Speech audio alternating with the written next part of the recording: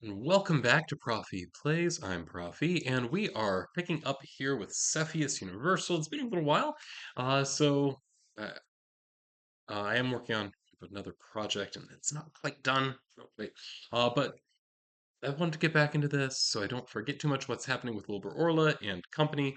So, just as a quick reminder to both of us, so we are currently exploring we're doing a scout campaign exploring the subsector of Mucoria.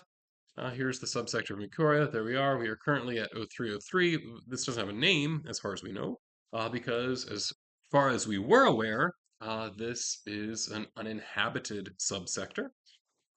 Except that in our last session, I was searching inside of this system. There we are.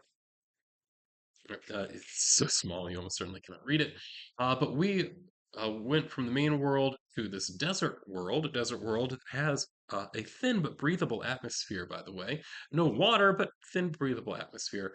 Um, and we were searching for things to survey here, and we noticed a few things, actually, two anomalies. One anomaly being in orbit, there is a manned alien probe or drone of some kind. Apparently, if it is a drone, it's manned for some reason. And also on the surface, we identified that there is a bunker there. So things at least have not always been uninhabited here. And in the last session that I recorded, we created an alien race, the Evvad, if I remember right. Yes, the Evvad, that would be what made this probe this drone and is manning it right now.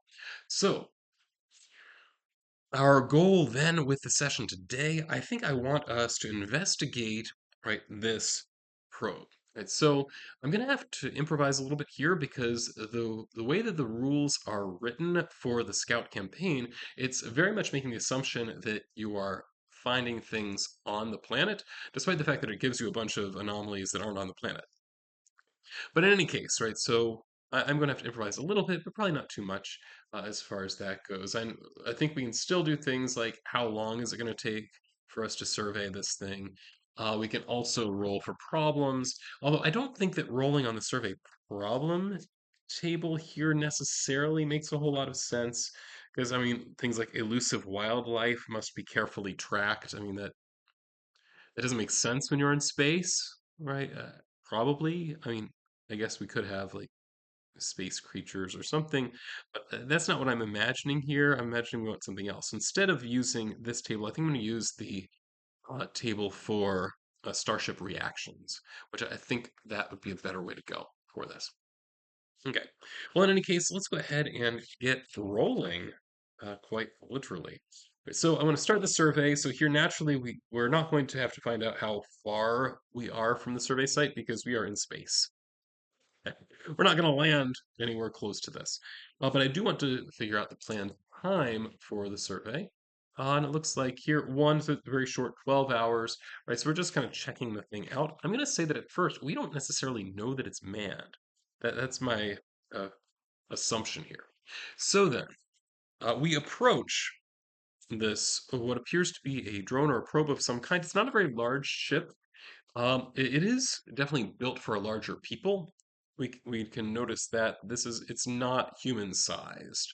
It's a bit bigger than that. Right? So imagine, say that elephants went to space or something like that. What would their spaceship look like? I'm thinking that's really kind of what I have in mind here for this. So what kind of reaction do they have to us? So what I need to do now, I need to determine the type of ship that this is. So all I know is that it's a drone or a probe of some kind. So looking here, uh, my options are in terms of type. It could be an industrial ship. I don't think that makes sense. To me, it feels like they're here exploring or something like that. It could be a transport or a special ship. Just to give a sense of what counts as special. They actually no, that's not listed here. They actually don't have examples of what a special ship would be. Right, so I guess I'm going to skip that one because I don't think this is just a transport. Again, it feels like it's exploration. Scouts make sense, right? So I think scouts is reasonable. Another would be that it's a frontier ship. So the kinds of frontier ships, Cargo pods, derelict vessels, mining. Scouts can also be in the frontier ship. An asteroid hermit, pirate squadron, hunter's ship, these kinds of things. Whereas a scout would be much, I guess, a scout would be much more narrow in terms of the definition, right? So another could be that it's a military ship. I don't think that's the case. When I think probe drone, I don't think it's going to be relevant. It's not going to be something like they're going to board us or something like this. That doesn't really make sense, right? So I think it's going to either be Frontier or Scout.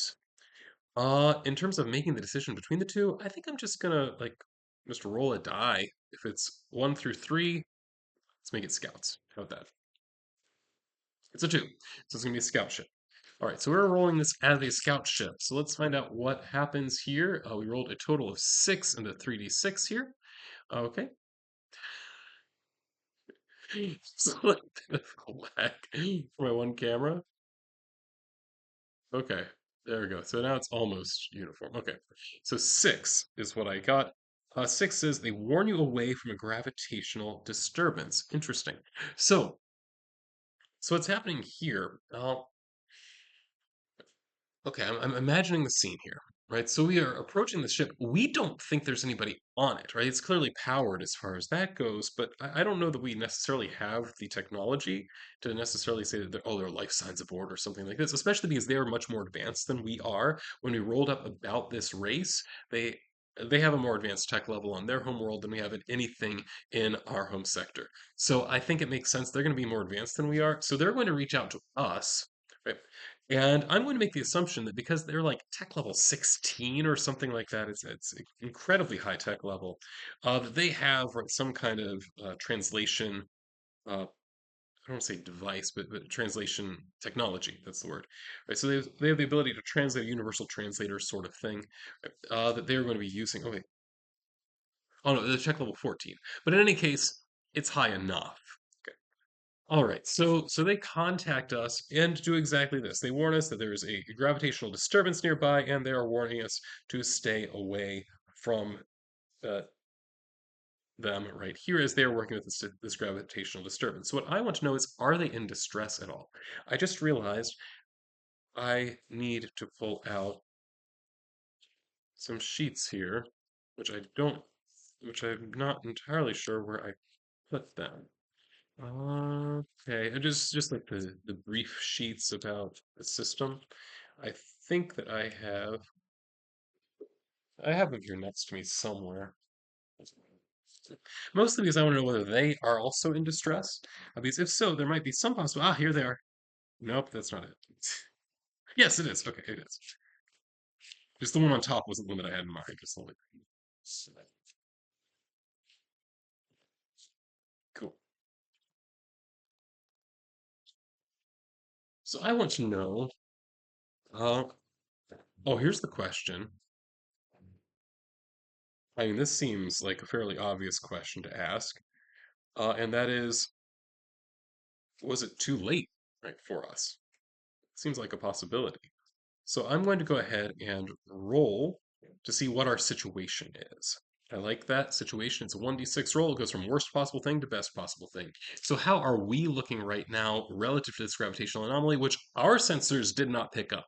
Again, they are more advanced than we are, and I just dropped my die, so I'm going to use a different one.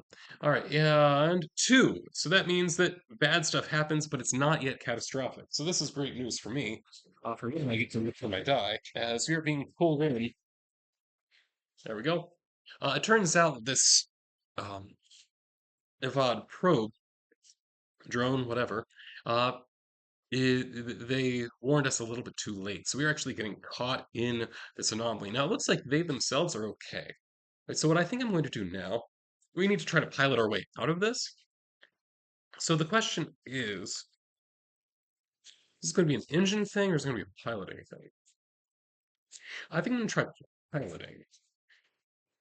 So it's going to be Sonia Newton, our pilot and captain of sorts. She is optimistic, she is determined, and she is going to try to get us out of the situation that we find ourselves in. We need a total of 8. She has a +3 on this because it's a very good skill for her. And we rolled a 10. 10 plus 3 is a 13. 13, that actually gives us, we beat by 5. That's awesome.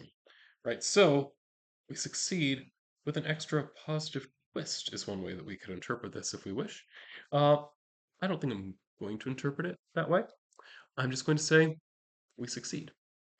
All right, so we will treat that then as a successful survey problem roll. So we beat that with our 8 plus and escape. So I want to know, like, are the Evvad also in trouble? Because they're closer than we are. They're more advanced than we are, but I don't know, are they also in trouble? So let's go ahead and just roll a d6. Again, it's just yes, no question. The answer is yes, they are actually also in trouble. So I want to know what we can do potentially to help them, right? So I think that I need some inspiration here as our people are thinking about what can we do uh, to actually be of some kind of service. So let's roll here. Let's roll action theme, right? So sure, let's say that it's Sonia. Uh, oh no, no, it's probably not Sonia. It might be Hazel. Hazel or Navigator. So Hazel is probably also running the sensors and the like, right? So I think Hazel notices okay, they're warned us, but they are also in trouble. Is there something that we can do to help them? That is the question. And I want to know if our engineer perhaps might come up with some kind of idea. So William, what does William say? Does he have some kind of idea potentially? So I'm going to roll on inspiration. This is going to be just, I'll do an action, a theme. Action is 12 C's and then 11 C's tool. I mean, the most obvious thing is that if we had some kind of grappler or something like that. We obviously don't have that because this is a really small ship and like half of it is fuel tank. So, okay, all we need to use is our grappler, and we say, well, and we don't have that. Is there something else we could potentially use that could help us help them? Is the question. Right. So I think that the idea of a grappler is a nice idea, but I think it does make sense to me that we would have some ability to dock. Right. I think that that seems like a reasonable thing. I don't think you have to go way out on a limb. It's not something really super specialized, I don't think, for your ship to have a docking ability of some variety. Right. So I think that that's what I'm going to make the assumption of, and I cannot find my ship's stuff. Oh, here it is. Okay, good, good, good. Yeah. So I think it's reasonable. We know that we have a fuel processor. Uh, I think it's reasonable we might have some ability to dock. So I think that what's going to happen is that William, who does sit on the bridge, right, says, okay, here's what we can do. Or if we can get close enough, then we can use our docking clamps or whatever, right, to try to grab onto the ship, and then by our combined power can pull them out. Is the hope. So let's try to do that. So I think I'm going to roll 2 rolls here. I'm going to say we need a piloting roll again to go back in. I think the piloting roll is just going to cover getting in and getting out. The engineer roll is going to be, can we actually use, like, can we actually come up with a plan to use the docking, you know, tube or whatever in this way that won't result in the thing being damaged? Right. So I think that that's really our plan here. Right, so all right. So let's do the engineering roll first. Is that a +3? And it is a 7 plus 3 is 10. That would be a success. And then we also have our piloting roll to get there and to get out. And we've got a 9 plus 3 is 12. Yes. So we do manage to hop in and we do manage to help tow them out while they were close enough that their ships. Um, I remember it's just like a probe or drone or something, right? So it doesn't have particularly powerful engines, but we do have enough juice between the two of us to get pulled back away. Okay. So I think that uh, like that's pretty good as far as that goes. Can't imagine that going having gone any better. We're also very fortunate that these bird folks are reasonably friendly. This could have gone much worse. Now, fortunately, they are again on a probe drone or something like that. I'm not thinking it's very heavily armed. Is my hope. Right, so they warned us of this gravitational anomaly. We helped them out and helped them escape right from that gravitational anomaly. which you're welcome as far as that goes.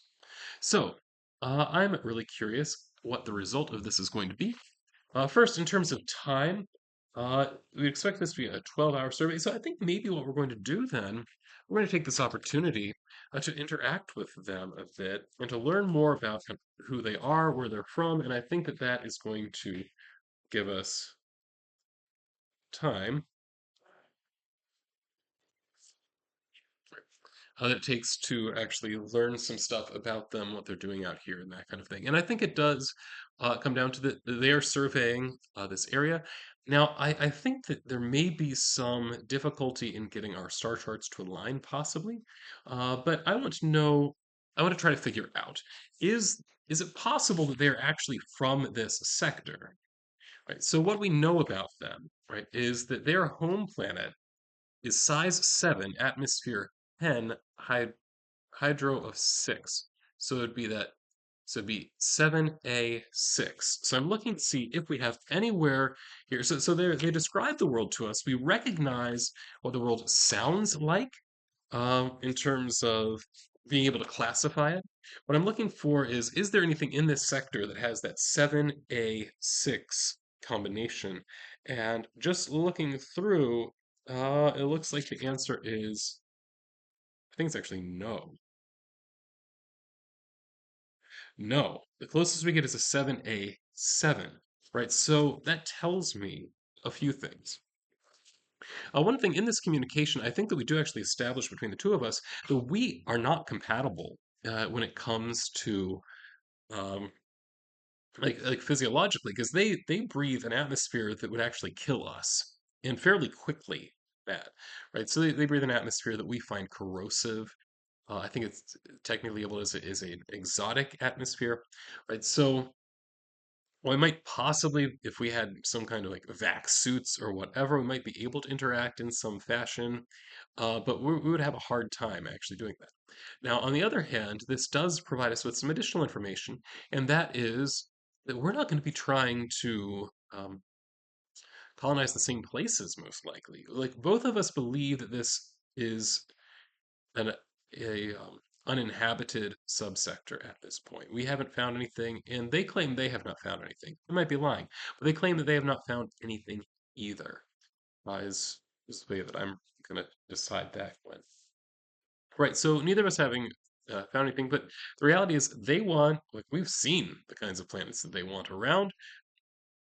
Okay, they can have them as far as that goes. Whereas we're really focusing our efforts on the places that we can breathe, really. Like this planet that we are currently just above, we could actually breathe this atmosphere, and they can't. They did notice. I'm going to say that they did also notice the bunker here, which we are going to want to go and explore at some point. But as far as they're concerned, this is a toxic atmosphere. There's really nothing they can do with that. So we might actually recommend to them that they want to consider some of the outer planets in this particular um, sector or not subsector, this particular um, hex. There we go. I can't remember the name for the life system. So in this particular system, we know that there are other planets here which have atmospheres that they might find quite agreeable. I mean, if you look at, say, the planet 5 out, uh, it's hot as far as that goes. It is considered a hellhole. Similarly, if you go out to planet 10, although these aren't necessarily hot, they're just really unwelcoming to human life. While these might be perfectly acceptable for them, the gravity's a little bit low, a little bit wetter than what they're used to, but not by much. So I suspect that like we can actually say we could actually share this system as far as that goes, because there are a couple planets that we find very acceptable. There are a couple that you might find very acceptable, and neither of us is really necessarily going to get in each other's way. As long as we find a way, just to, share the gas giants for fueling purposes. Share now the asteroid belt might be a problem. That could be a bone of contention, but as long as we have that, I think we're okay. So, so I think that that is kind of the relationship that we established. That we realize that we can help each other out in some situations, but because in the end we actually want very different things, even if those things, the things that we want are very parallel. I think might be the best description. Right, so yes, you want this type of planet to colonize, we want that type of planet to colonize. Neither of us is going to want a planet the other one wants, most likely. It's going to take a lot of work to make it livable. As long as there are other planets out there, we'll do the ones first. Right? So I think that's kind of the agreement we come to. And I think this is something where Wilbur's skills actually would come into play. Because remember, his background is that he's a fixer, right? So this idea of striking deals is something that he is relatively good at. Uh, some of the few skills he has, and it's not very useful on a scouting mission. But I think that's the agreement that we come to. That there's no reason, right, for us to engage in any kind of conflict, especially because none of us have any weapons. It comes down to it, right? So let's find out what we get in terms of scouting points. So, I'm sorry, survey points. So survey points, we record this as survey points. It's 1d6. We get +2 because it was a survey of an anomaly or intelligent life. In this case, it was both, right? So we get a +2 on this. Okay, cool. That's a 2 +2 gives me 4. So I checked this one out.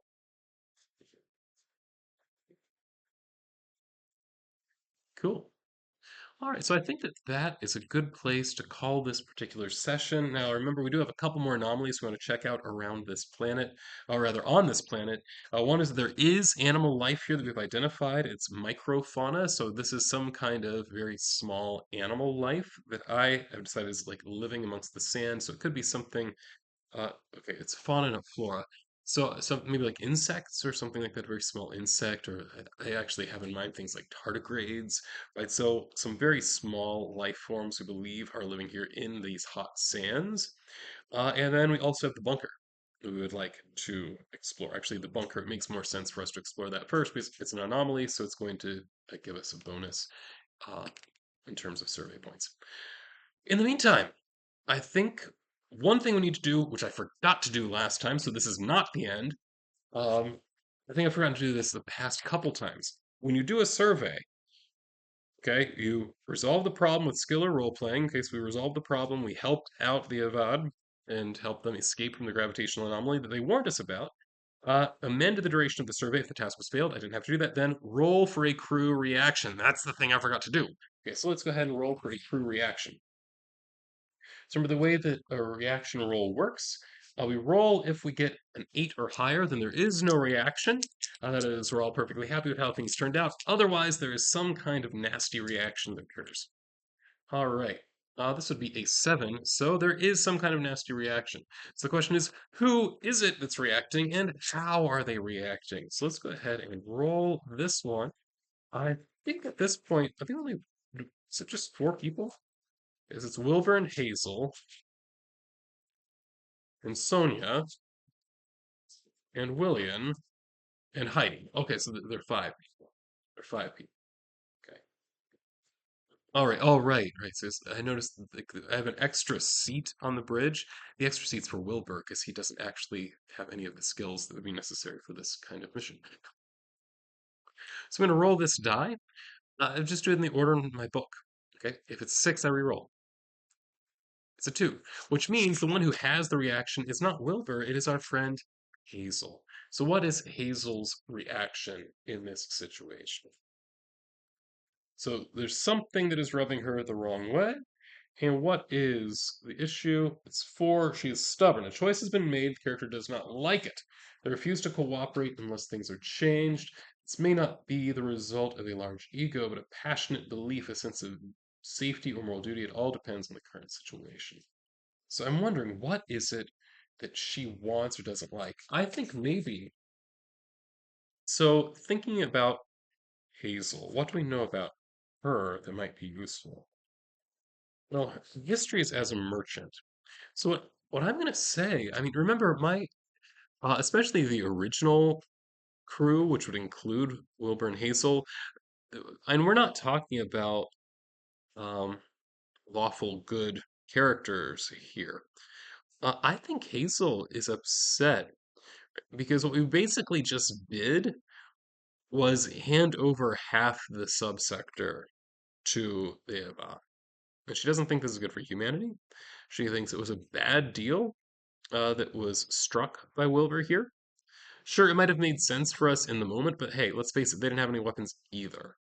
Right? So, yeah, okay, we decided that there's this, and there was going to be a truce anyway, because we neither of us have weapons capable of hitting the other. But I think Hazel is upset that we actually came out and like made explicit that no, we'll just leave you alone. You can leave us alone. And I don't think that Hazel is ready to trust these alien creatures, in part because we weren't even aware there were alien creatures until recently.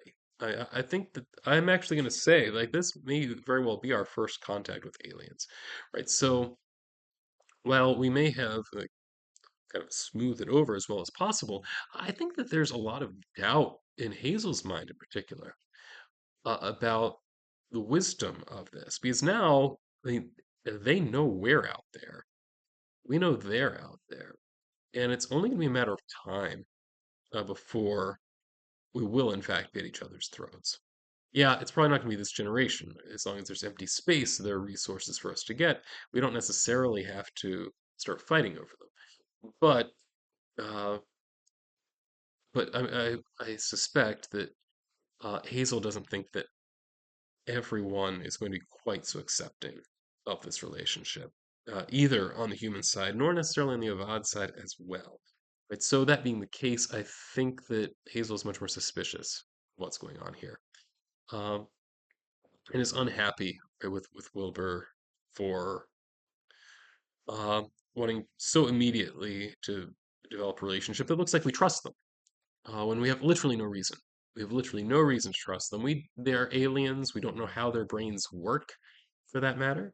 All we know is they breathe something different than we breathe. We managed to get that information, right? So, yeah, I think Hazel is very doubtful about where this is going to go, and this is something also for us to keep in mind, and that I will probably forget, but I would like to keep in mind in future sessions, and if we run across right other alien spacecraft, I it's probably going to be a VOD, most likely.